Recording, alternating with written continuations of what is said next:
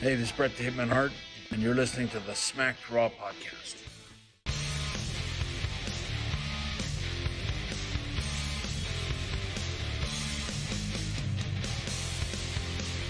Watch. Okay, well, has this always been a thing? Where have I been? Hey, what's going on, you guys? Welcome to the NXT recap brought to you by the SmackDown podcast. I am your host, Katie Baby. Hey. And I'm joined, of course, by the Shaq to my Kobe, Mr. NXT himself, RN. How you doing? What's good, girl? How you doing? I'm alright. You know, another week of NXT, another great show. Yeah. And, you know, we're here. Baby J's in the chat. It's a good time. What's good, Baby J? Long time no see. He's been MIA for a while.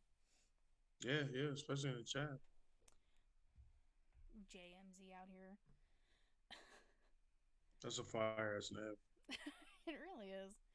Baby J being our TMZ correspondent. You better get on his shit. Reek been out scooping him. I know, everyone's out scooping him now. He's got to get back on his game. He's been gone too long. Right. Oh, man. But we are a wrestling recap show. We recap Raw, SmackDown, and Dynamite on twitch.tv/puttingyouover. And, of course, we do the NXT recaps here on twitch.tv/SmackDroppPodcast.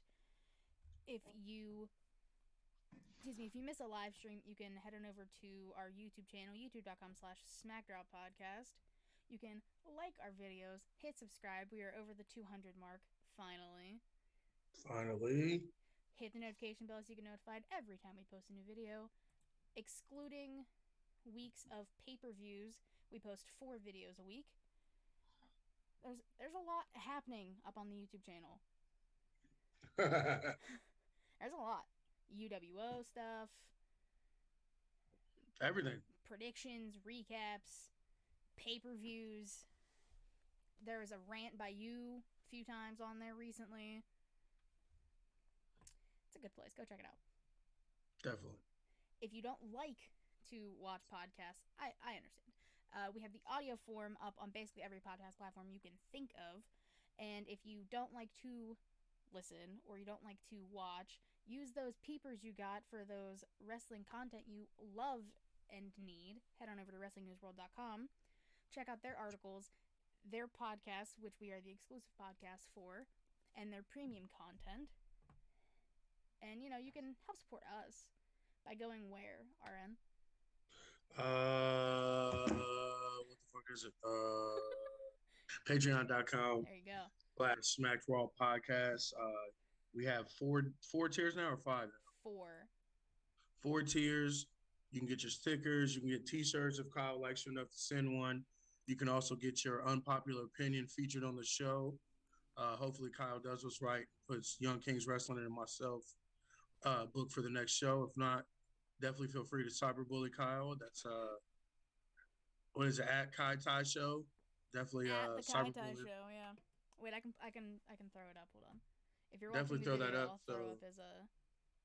It's right here. Yeah, so make sure you hit him up and tell him how much you want to see Mute RN and the Young Kings Wrestling featured on the next UWO. That's all I'm saying. I mean, the people want it. The people fucking want it. And the tribe. The Smack Raw family tribe has spoken. I mean, we've so all you spoken. The ball's in your court. I have tried to use my power as basically second in command to make this happen. I'm waiting, guys. Don't be a McMahon, Kyle. Give the people what they want. Don't be a McMahon. You hear that, Kyle? #cyberbully Kyle. Thanks, Vince. Facts. Only if he doesn't put them on. We're not saying cyberbully Kyle anyways. Only if they don't put RN or only as long as he doesn't put RN and Young Kings on. Facts. If he does, everyone wins. If he doesn't, bully him. This is awful. So, we'll take that. We'll take that. Yeah, that's a win, right? That's a win in our book. It's a win. All right, let's talk about NXT. A good show.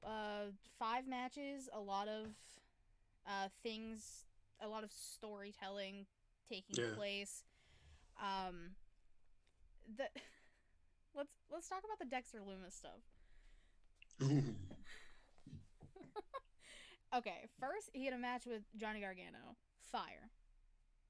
Yeah, like this whole fucking match, this whole show felt it was like pay per view.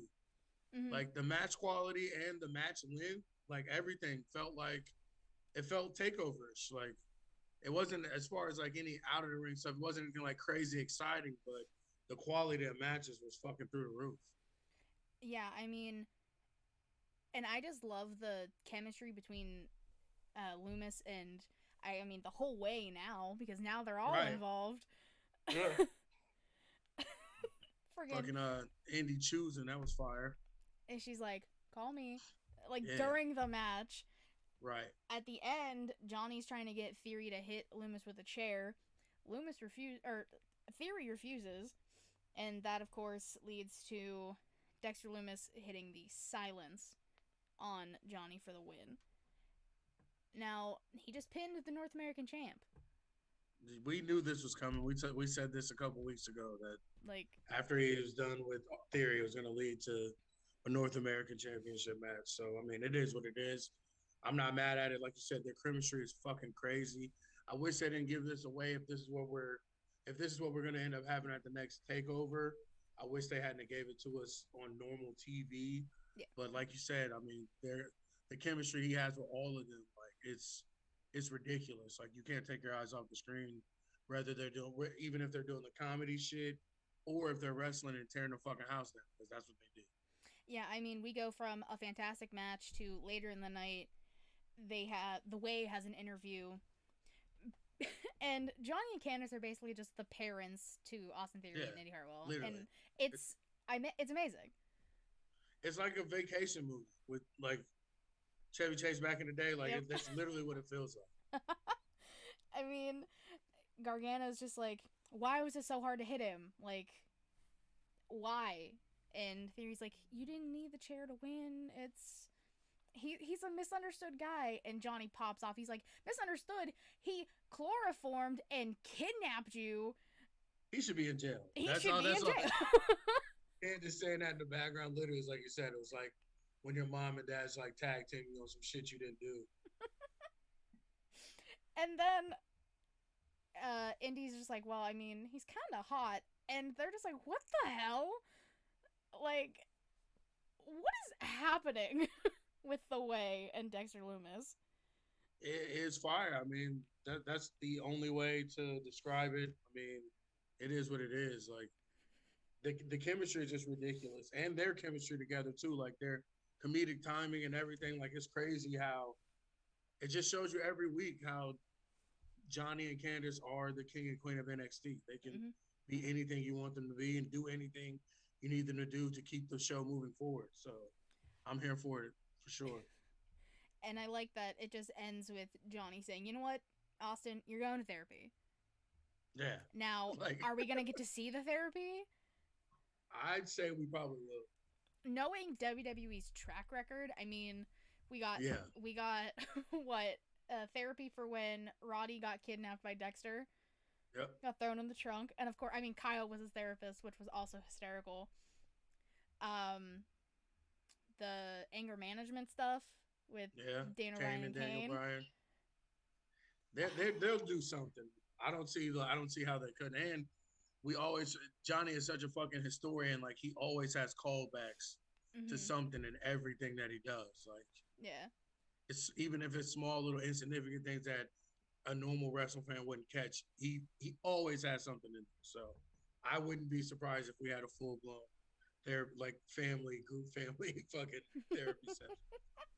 I would be so down to see that. We get a little 5-minute therapy segment Right. every week for With like the a whole month. family to sit down. Yeah, that's what I'm saying. Like I'm down for that. I'm 100% down. And Bama in the chat said Loomis is money and those piercing blue eyes. Jeez. And those jorts, those jeggings, bro. Them jeggings. I mean, those working them jeggings. Dude be working them jeggings. He works them better than most females do, so kudos, I Dexter Loomis. no, hey, I don't want to say no homo anymore because I'm not that person.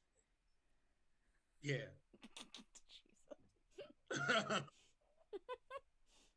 I'd be waiting. Every day, every match, I'm waiting on him to split them damn things. Nah, it ain't gonna happen. It ain't gonna happen. I know part of you really wants it to happen, RN, but it's not gonna happen. I just want to. It amazes me how much work he does in those stretchy jeans. Stretchy jeans save lives. I'm telling you. So enough of the Loomis the Way shenanigans. We move on to MSK. They have a video package basically talking about their trip to like how they came to WWE, how they won. Dayton, Ohio, baby. Yeah, that's what's up. How they won the Dusty Classic, how it felt. And Carter's the one with the Legacy Lives On. I now know which one's which because I never knew the names. So thankfully this happened. I thought his name was Wesley. I didn't know it was Wes Lee. Yeah, well, yeah, Wes Lee. And then it's like Nash Carter. Yeah, is it Nash Carter or Carter Nash? I think it's Nash Carter. Damn it. We got it right though. We got it right. Regardless, we know who they are. Right. We still don't know what MSK means. Still don't know it. We're never gonna know. It's gonna be one of those things we're never gonna know. I'm sticking with what Young Kings and TC and them said. They said it was motherfucking smoking Kush. So, I mean, it goes with their character that they've always done. Like I'm gonna ride that out until they tell me something different. We'll go with that, sure. Jesus. So after that video package, it seems like we're gonna get an interview with them. And in my mind, I'm like, well, why are we gonna hear from them? We kind of just heard from them. Yeah, I knew this was coming. I didn't put two and two together because I didn't know if it was gonna be the Grizzled Young Vets, but I figured it was gonna be some sort of fucking altercation. I mean, it's like that in every WWE. Anytime they show a package and then it goes straight to the team or person that was in that package, it's always some sort of fight or beat down. Never fucking fails. True. Oh, Bama says MSK stands for Mean Street Kids. Yeah, motherfucking smoking Kush is better. Well, whatever their name is, they have an interview. It doesn't even get started. They get attacked by Grizzled Young Vets, and they crush Wes Lee's hand in a chair. And then we later find out that his hand's broken, so we're not going to see MSK for a while. Yeah, I don't know what that was about. Like, I wonder if one of them's like actually hurt. It's very possible. I mean, they haven't wrestled since TakeOver. Yeah. And they were supposed to have that tag team match next week for the titles. Mm-hmm. So, I don't know. I mean, that's the most logical reason, that one of them's actually hurt. I guess we'll see. The thing that fucked me up on this when they were laying down on the ground, Carter was like, it looked like he's trying to grab Wesley's dick. Because like his hand, after they crunched his hand, he like put his hand between his leg, and he was like beat down on the ground, like reaching towards him. It looked like he was like trying to grab his junk. I didn't notice that, but I mean, looked super rapey. Jesus. Okay, we're just gonna move on here. So next, we get a match. I throw in quotes. Tyler Rust is supposed to take on Leon Ruff. We see a video from earlier in the day where Malcolm Bivens just likes hanging out in the trainer's room. I mean, it's working out for him. So, I mean, he did it with Kushida 2 weeks ago or last week. Yeah, was it 2 weeks ago? I don't remember. I think it was 2 weeks ago. Yeah, it had to have been 2 weeks ago. We're gonna say 2 weeks ago. I don't care if I'm wrong. 2 weeks ago. And then he did it with Leon Ruff today. He said, oh, well, if Swerve didn't beat you too bad, like, I have someone you can face. And obviously it being Tyler Rust. And I just like that he had a hoodie on and he was hiding behind one of the chairs, and the trainer left. He pops up, takes his hood off, and he's just like, "Hey." He's like a ambulance chasing fucking lawyer. Like he's just ready to go at all times. He really is, though. I mean, kudos. He's always ready to just give I Tyler feel Russ an like he's opponent. I feel like he's being wasted with this dude. Like is Tyler Russ, it's not that he's not good. Like I actually like him. I think his moveset's pretty dope. Like I just feel like Bivens is being wasted on this. I hear what you're saying. I mean, you know way more about Malcolm Bivens than I do. And I can see that because Tyler Rust, I mean, this wasn't even a match. Leon Ruff got attacked by Swerve while he was coming out, and Swerve said he's going to start getting opportunities, and then he ends up throwing Leon Ruff like spine first into the apron. Oh, that was fucking brutal. That was nasty. Yeah, but that's the thing too about the heel version of Swerve. Like when he was Shane Strickland, like he is fucking ridiculous as a heel. Like fucked up. Like he did some pretty fucked up shit to Matt Riddle and Evolved, and like yeah, he's crazy as a heel, which you wouldn't expect because he's like that nerdy ass like for shizzle black dude, but like as a heel, shit's fucking ridiculous. I love him. He's one of my favorites in NXT. So I mean, if this is what we got to do to get some wins finally, I'm all about it. I mean, that's true. He hasn't won a match since the a singles match since the cruiserweight thing. Well, I guess they said year. in the chat that he beat Jake Atlas the first match they had, but I thought he lost both times. If they said that, I wasn't paying attention in the chat, and I don't know. I don't know who to believe anymore. Would we like to see Swerve join Bivens and Rust? Hell yeah. You want Bivens to have like a whole ass faction, don't you? Yeah, I do, because I'm telling you, he is on the level with Paul Heyman as far as talking goes. Maybe not. I'm not saying like the longevity and just the sheer presence that Paul Heyman has, that Bivens is there, but he's not far behind. And as far as talking on the mic, like he has it. You see it every week. Like there's no hiccups with him. There's no hesitation. Like this is what he was made to do, and this is what they brought him here to do. He just needs to get with somebody to put him on a bigger stage so everyone can see. But like he's fucking next level. Like he is. When Paul Heyman's done, like it's gonna be him. Like it has to be him. Like I don't know anybody else that can do it like he can as far as just being a manager or a mouthpiece. So he's definitely he's fucking lights out. Like he really is. Yeah, I mean, there's not a lot of just managers. Like a lot of the times, managers end up getting in the ring. Like we saw with Zelina Vega, she was active. I mean, she wasn't wrestling a lot, but she was still wrestling. But she was really a wrestler anyway. Like she wasn't a manager until she came to WWE. So. Exactly, but like Heyman and Bivens, like those are like the only two currently that I can think of that don't get involved in the matches like at all, really. And don't get me wrong, he's been in some matches before. Like he's had hardcore matches and shit and everything.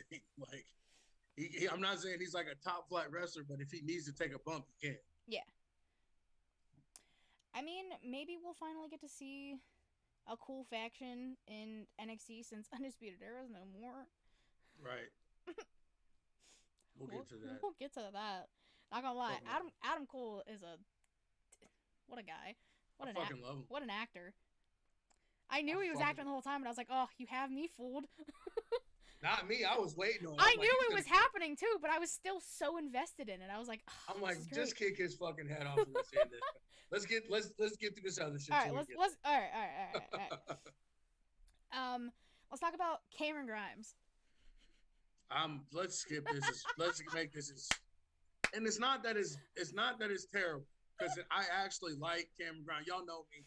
This funny shit is never really my thing. Mm-hmm. But I like Cameron Grimes' character because it's different. It's not the normal like funny guy bullshit. And I like the little swerve they put on it with him being rich now with the GameStop shit. But like 16 segments of this, like come on, bro. It was the first two three segments actually. One too many. Really two too many. Two too many. The So black girl was dope. I wish she had this a little bit more. I thought she was really about to cross his ass up and like dunk on him. That would have been better. But that one was dope. When he looked like, damn, you a tall drink of water like that. Like that one was all right. The other one's like, come on, bro. End this shit. so basically, Cameron Grimes was watching a clip of the $1 Million Man doing that, like, if you can dribble the ball 10 times, I'll give you X amount of money to this little kid. And Cameron Grimes Right. is like, oh, well, I can do that. So he does it once to. Well, he also doesn't finish the clip. He just sees the kid dribbling and he stops the clip. Right. Which, if you know that clip, you know that $1 Million Man just hits the ball and like the kid doesn't do it. Like, Yeah. I know that, and I'm basically a child compared to everybody else. So And that was the part. Like I got that part. I was okay with that part. But like I said, this went on way too long, way longer than it need to. And not to mention, that motherfucker lost like 4,000. so he does it once to some random guy backstage, and the guy dribbles the ball 10 times, and Cameron Grimes is like, wait, what? And the guy's like, oh, well, you clearly didn't finish the video. So he pays the guy $1,000. Next is they said it was someone who was in the WNBA. I don't know. I caught like the very last part of this. Yeah, I wasn't paying attention. So basically, he tries it again. She schools him because she knows the trick. That was cool as fuck, though. Yeah. I was about it. And then he does it. I mean, I hate to say it, but as soon as I saw a black girl on WWE TV with a basketball, I knew they were gonna have her do some sort of sports shit. So, I mean, I hate to say that, but like, I expected her to get up and do some shit. So I thought she was gonna do some like and one shit on his ass, break his fucking ankle right there. But. Break his ankles. That's the funniest shit, though. People breaking their ankle. Oh, I like basketball. What a time. But then he does it for a third time. And to some other random dude outside of the CWC. And the guy dribbles the ball once. And then Cameron Grimes just punches him in the face. And throws the money up in the air. Like, bro, you already lost 2 racks. Like, why would you? I think Cameron Grimes tweeted that it was like 6,400 he just dropped in the parking lot with that guy. That's what I said. He lost some racks, bro. Like, I would have picked all that shit up. Yeah, like, I'll take it. Damn. I would have took that punch in the jaw. Like, thanks. Like, thank you. Take my money. Take my money. What do you think is gonna happen with him now? Like, what is Cameron Grimes' next move now that he's a millionaire? I'd like to see him in the fucking ring. I mean, because that's what made him good. So, because shit, when's the last time he wrestled? Last year? Yes. I know he hasn't wrestled anytime this year, so it was a while ago. It was during the like kind of beginning of Ciampa versus Thatcher. So whenever that was. Yeah, so a long fucking time ago. Yeah, basically. So, I mean, yeah, I'm over this shit. I just want to see him wrestle. Like, fuck off. Damn. Okay. So, following that, we got Zoe Stark taking on Io Shirai. Wow. Fire. Wow. Like I told you, like every actual match on this show was fucking pay-per-view quality. And Starks, I'm in. I'm all in on her. Like, she can high fly. She's strong as shit. Mm-hmm. She got a dope finisher. We don't know what her personality and shit yet, if she can talk or anything. So, like, that's the flag still out on that. But, I mean, like, so far, these last 2 matches, like, she's been fucking balling. Like, and she took Io to the fucking limit. Like, in your second singles match, you take the champ who's had the belt for, what, damn near a year? And you took her to the limit? Yeah, how long has Since June, was it? Was it like June or July, whatever that In Your House was, wasn't it? I think so. I'm looking it up. How long has she been champion, damn it? This is not going to tell me, is it? God damn it. That's the fuckers in the chat. Oh, yeah. Anyone in the chat? You want to help me out here? Please, because I'm not going to be able to figure it out. Someone let me know. Well, I'll keep talking about the match. Obviously, I didn't expect it to be as good as it was because I was like, Zoe Stark has one match under her belt right now as a Right. single star. I was fooled. I was wrong. Yeah, I didn't think it would be a squash match, but I thought it'd be like 5-10 minutes. Not even 10, like 3 to 5 minutes tops. Like she get a couple moves in, EO would turn it around, and then that would be it. I didn't know it was going to turn into a fucking banger. I'm pleasantly surprised, and like I said, I'm throwing my chips in for Zoe. Like that shit, it was just dope. Like I don't even Yeah. know. There's nothing else really to say. Yeah. 248 days. So yeah, damn near a year. Yeah, she's about to be a year. Well, after Io hits a moonsault for the win, Tony Storm comes out, which I bet you were happy. Yep, there we go. Thicker than a church's biscuit. Fuck.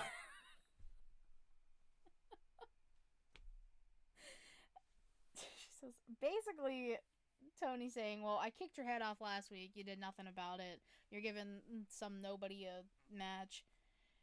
And Tony's like, "Well, you can't beat me one on one. That's why you pinned Mercedes in our triple threat." Io's straight to the point. I will fight you anytime, any place. And Tony's like, "Well, you're scared. Will you? Like, will you really? Will you? Like, you scared? Like, go talk to Regal and let's make it happen." And we find out she did. So next week we get Tony versus Io for the title. All of this just goes back to show that NXT has the best women's division out of any promotion, show, anything you can think of. Like, and it's not even fucking close. I mean, the fact that they already have so many established names in the women's division, and now they're starting to build up Zoe too. Like, That's what I'm saying. It's not even just the established names. Like, even with Indy, like she's yep. not doing a lot, but she's still in a prominent program. Mm-hmm. She hasn't get that many matches, but again, like I said, she's still at the top of the card regardless because of her association with Candice and Johnny. So like, it women are in prominent positions and are propped up and shown that it's not puppies and shit. It's not lingerie matches. Like some of these girls go harder than a lot of these men that are getting TV time that fucking should. Like, I'm sorry, I'd rather see the women than Leon Ruff. I'm sorry. Like and that's just me. Like I'm not nothing against him. Not saying he's not good, but I'd much rather see EO or even Shotzi, who y'all know I don't like. I'd much rather see Shotzi in a match than Leon Ruff. Like, and that's just the brass tacks. So, I mean, you're talking about women who can hit hard and take to the limit. Xylee taking on Casey. facts. Like again, that's what I tweeted this out after this match. Like NXT is has the best women's wrestling. It shows women in a more respectful light. Yep. It gives women a bigger platform, and it's the only show where the women aren't wrestling 3 minutes. It's true. I mean that's just it. I mean just that alone makes them better. But then if you add all the other shit on top of it, where every woman on the show could be a world champion tomorrow, and nobody would say why. Mm-hmm. Even with Zoe Stark, like she just took fucking EO to the limit. So she came back next week, had a championship match and won. Nobody's gonna be like, why did they do that? This is out of the blue. Like, no, you just saw her take the champ to the limit. So it's like, like I said, don't at me about this. It's NXT women's division above all. So, I mean, you're not wrong, and that's something I've been adamant on saying for a while. Like, right. As someone who, I mean, growing up, all I got to see was basically men and then bra and panties matches with the occasional hardcore, like anything with Trish and Lita, right? The occasional steel cage match, like shit like that. China, I got to see a little bit of when I was small. It really was only Trish and Lita. All the other matches were ass. Like, I mean, like, so seeing the women now and doing what they're doing, especially mainly NXT, the women on the main roster, all the matches they get are basically tag matches, and even those are eh. Right. So NXT's women's division above everything else. That's it. Fight us. Fight us about it. Because you're wrong. Damn it, you're wrong. But Casey taking on Xia Li. Jesus Christ. Casey's still sloppy, and she always has like.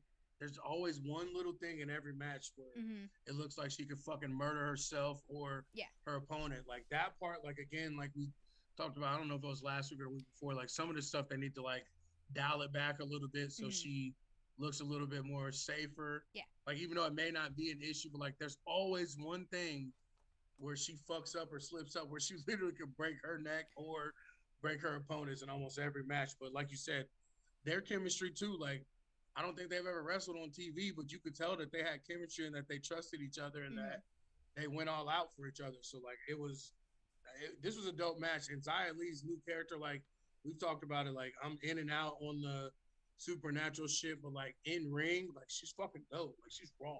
She's literally a Mortal Kombat character, and I fucking love it. Literally. Which, speaking of, have you seen that trailer for the movie? Yeah, I'm like, yeah, it's like it was like a roller coaster. Like it was some dope parts, and then some parts I'm like, and then it got dope again, and then I'm like, I'm scared of it. I'm excited. I mean, no, I'm excited for the movie. Don't get me wrong, but like, you could easily fuck this up. Yeah, I mean, I think regardless, it'll be better than the other Mortal Kombat movie. Oh yeah, like, for sure. Fuck, love Mortal Kombat. All right, anyways, back to this. So match is going on. Casey's surprisingly like getting some offense in, but once it goes to the outside, Xia throws Casey against the plexiglass. I don't know what we've actually decided to call it. Yeah, it's just called a plexiglass. That's all it is. The plexiglass, and then Casey's like laying by the steps and her legs up, and then Xia just stomps her knee. That shit looked kind of fucked up, like, because even when Shayna does that thing with the arm, she kicks your arm how your arm is supposed to move forward. So, like, it looks worse than what it actually is. But that shit, that looked like it really, like, popped her knee out of place or something. Like, it looked terrible. Yeah, I mean, the ref calls off the match, and then that causes Kaden to get out of the ring, start storming up to, they say Mei Ying, but then they also say something else on Twitter, so I don't actually know what to call this being. I just said a grudge. The grudge. But Boa stops her, and that allows Xia to just hit a beautiful roundhouse kick to Casey's face. She Black Master ass. She did! Listen, if we don't get to see Aleister Black do it, I'm glad Zaya's doing it, because damn! She killed her. She killed Casey. Before I move on, since we were talking about Mortal Kombat, Vince asked who our favorite Mortal Kombat characters are. Mine's is actually Reptile and Kano, actually. Really? I don't know. I've always liked Raiden. Yeah. Just badass. I mean, and Sub-Zero. God. But then all the women are cool too. All of them. Don't make me pick. All the women. Because they dope as hell. I just like Kano because in the original one, he had the eye and then that fucking knife. That's true. Oh, man. I'm definitely just playing Mortal Kombat tomorrow. I wish we could get like a newer version of the game, but looks like that old version. I know what you're saying, yeah. Does that make sense? Like what I'm saying? Yeah. I mean, the new games have been dope. No, the new games are fire, but that old, like, grainy, like, westerny kind of like how the first one looked on Sega. Like, I would want another game like that. Like, with all the new shit and bells and whistles we get with the new games, but look like that, I think that would be fucking fire. That'd be kind of cool if they make that happen. I'm buying it for sure. Mortal Kombat podcast? Eye emojis? Maybe. I'm down. Listen, I only get to do this. I don't get to do any other type of podcast. I need something else. I'm in. Alright. We only got a few more things to talk about. Killian Dane and Drake Maverick taking on Grizzled Young Vets. And this is where we find out that Wes Lee's hand is broken. Mm-hmm. And Grizzled Young Vets are all mad because they're like, oh, the better team lost. I'm like, well, I mean, if you look at it that way, yes, but... Yeah, the better team did lose. Like, I love MSK, but Grizzly Young Vets, I've said this and I'm going to continue to say it. They are the best tag team in WWE. I know. You say it every week. I'm going to double down on it so nobody can go back when they pop off and they become Raw or SmackDown tag team champions. Like, we can all go back and see that I called it and I said it. We will give you all credit. Facts. I mean, also the fact that they got screwed out of winning the Dusty Cup 2 years in a row. Twice. Damn. Like, get the fuck out of here. That's disrespectful. And then to have this happen to MSK afterward, whether it's kayfabe or not, like if it ends up not being kayfabe, one of them are actually fucking hurt, like, so you screw them over again, and then the team that won can't fucking do anything because they're on the shelf. So, yeah. Oof. I mean, this match was pretty straightforward. I just love every time Dane uses Drake as a weapon. Right. I just love it so much. It just brings a smile to my face because Drake is just so tiny, and Killian Dane's a monster, so he can just. But not really, because like James Drake was bigger than him, like, well, taller than him at least. I mean, but compared to Drake right now. Well, anybody, you're a giant compared to fucking Drake. I mean, that's true. Like, tiny man. Was he 5'4", 5'3"? He might be my height. I'm 5'3". That's what I'm saying. And all these dudes are 5'8", 5'9". So true. They're all gonna look like giants.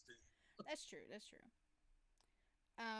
But Grizzled Young Vets end up hitting the Ticket to Mayhem on Drake for the win, and Killian Dane just hoists up Drake.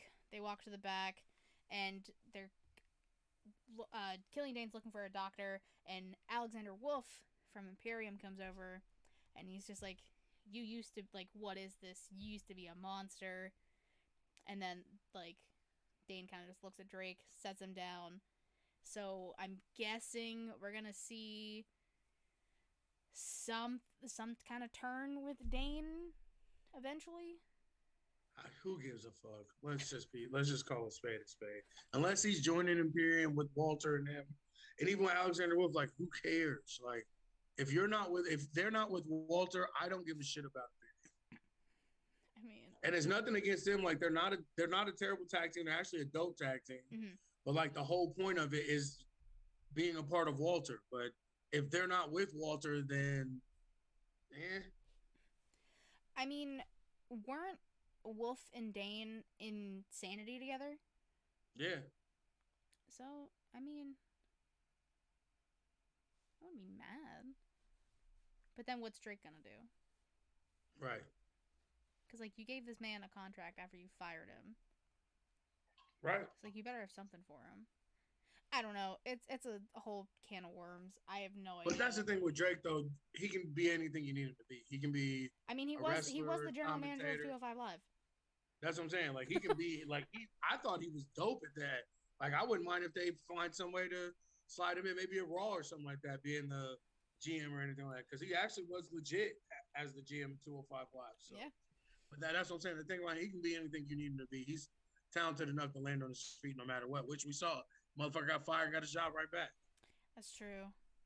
And that was so cool to see, though. Right. Oh. On his own. Little Drake Maverick. What a guy. Right. Little engine that could. We support Drake Maverick on this podcast. Facts. Nothing but fucking facts. So the last match we have is Karrion Kross taking on Santos Escobar in a no disqualification match.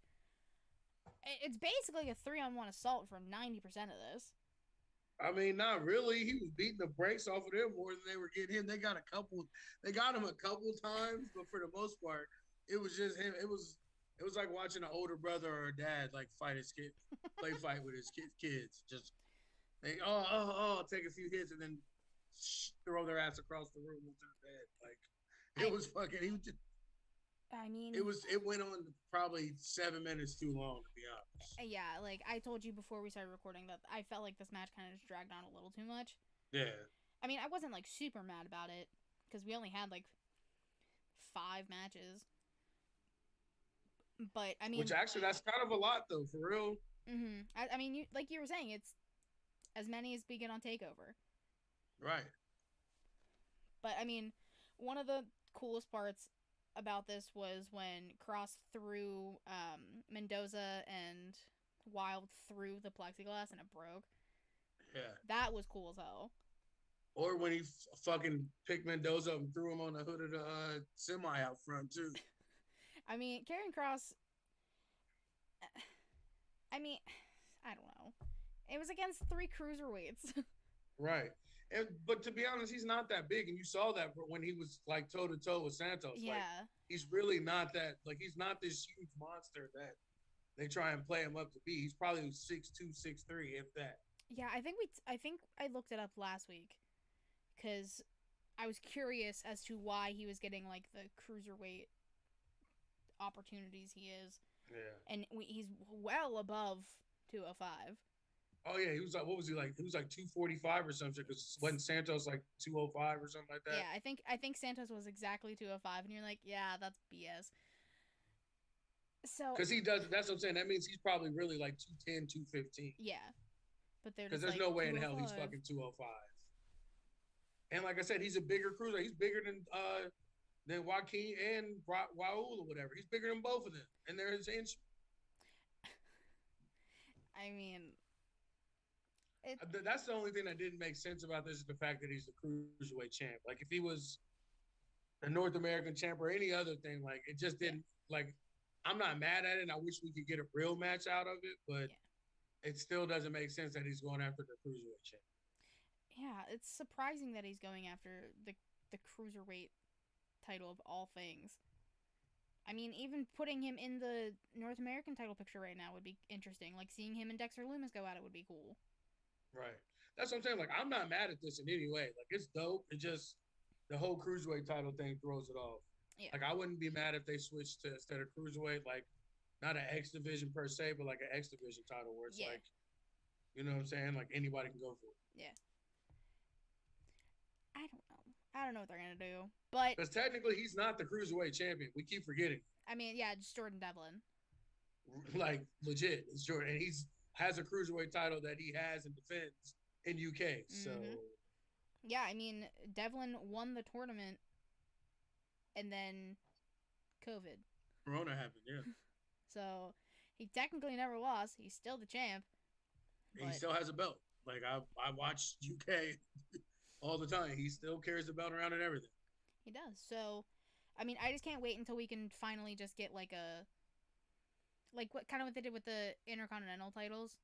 Yeah. Like just do that. Have Escobar or whoever has it take on Devlin, and that's what I was saying about the I guess catchweight or whatever the hell you want to call it. Where if you're gonna keep doing that, you can because NXT UK doesn't have a secondary title, so you can leave the cruiserweight title over there because 90% of those dudes are fucking cruiserweights anyway. Cruiserweights basically, except for maybe like four guys on the entire roster. So you could leave that there and then make a different title for NXT. Like I would want them to bring the TV title back. Like everyone kind of shits on that, but like it's a dope ass idea. You have to defend it anytime there's a TV program. Yeah. And there's no weight limit on it, so you can make it kind of like an X divisionist kind of title. And then with a match like this, a title can be up for on the line and make it mean something. Like I always love the TV title. I think it's one of the dopest titles and one of the dopest like stipulations where you have to put it on the line if there's a show. So yeah, like I don't know. Like I never understood why they never brought that back. Because WWE is WWE.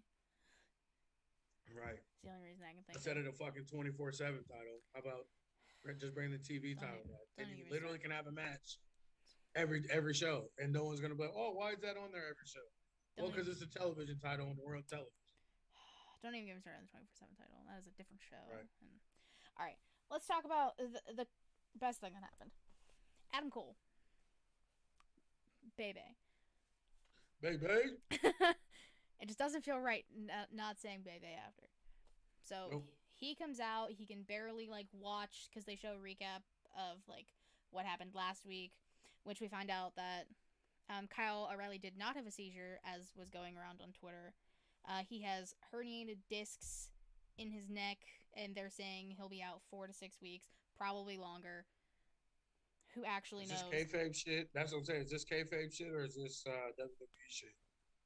I don't know. It's with when all of the like seizure talk started happening. I kind of Which like, was fake. oh, yeah, like I kind of just stopped keeping up with it. So Gotcha. I don't know what actually is wrong with Kyle.